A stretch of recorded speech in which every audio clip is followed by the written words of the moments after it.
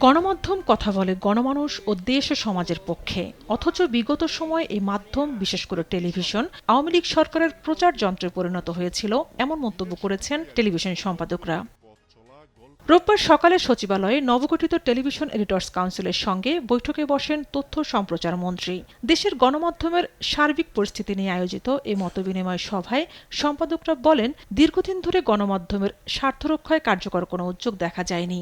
গত 5ই আগস্টের পর থেকে যে ধরনের বিভিন্ন ভাবে টেলিভিশনগুলো সম্প্রচার এবং তার আগে বিশেষ করে 17 বছরের যে টেলিভিশন সম্প্রচারে আমরা গণমাধ্যমকে গণ অধমে পরিণত করেছিল কিছু মানুষ, তো সেই জায়গাটা থেকে আমরা আসলে বলতে চেয়েছিলাম গণমাধ্যমের একটি নীতিমালা সুস্পষ্টভাবে যেন প্রণীত হয়, যেখানে এডিটোরিয়াল পলিসি কি হবে, একটি সংবাদ ব্যবস্থাপনা কেমন যাবে, সাংবাদিক এবং সংবাদপত্রের সাথে যুক্ত যারা হবেন তারা স্বাধীন মানুষ, কিন্তু তাদেরও যে একটি দায় আছে, সেই দায়ের ভিত্তিটা কি হতে পারে, এই বিষয়গুলো নিয়ে বিস্তারিত আলোচনা করার লক্ষ্যে আমাদের এই সংগঠন। টেলিভিশন এডিটর্স কাউন্সিলের নেতারা জানান, দেশের 24টির শীর্ষস্থানীয় টেলিভিশন মাধ্যম এই উদ্যোগের সঙ্গে যুক্ত হয়েছে।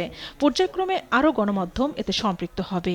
দায়িত্বশীল সাংবাদিকতা ও জবাবদিহিতা নিশ্চিত করাই হবে এই সংগঠনের মূল লক্ষ্য। সংবাদকর্মীদের মধ্যে দেশপ্রেম নয় কেন আমরা দক্ষ সংবাদকর্মী পাচ্ছি না, সেটি নিয়ে আপনি যদি একটু কাজ করেন। আর আমাদের নিরাপত্তার যে জায়গাটা, সেটি হচ্ছে এমন এমন টেলিভিশন আছে যেখানে 15 বছর 17 বছর একটা শ্রেণী সরকারের দালালি করে তারা অনেক বেতন হয়েছে, বাড়ি গাড়ি করেছে। ওই প্রতিষ্ঠানে ওই দলের অনেক লোক আছে যারা দেখা গেল ঠিকমতো বেতনও পায় নাই, তাদের 17 বছরের প্রমোশনও হয় নাই।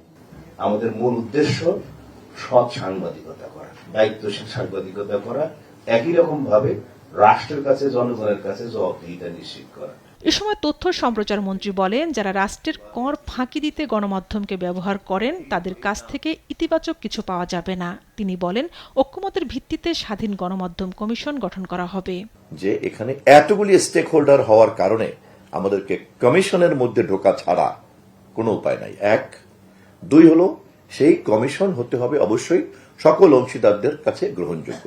তথ্যমন্ত্রী আরও বলেন, মন করা টিআরপি ও প্রচার সংখ্যার ভিত্তিতে গণমাধ্যমে বিজ্ঞাপন বণ্টন করা হবে না। আমি মনে করি যে এটা। ঝর্ণা রায়, দেশ টিভি, ঢাকা। ক্ষমতা সহ আপনাদের মধ্যে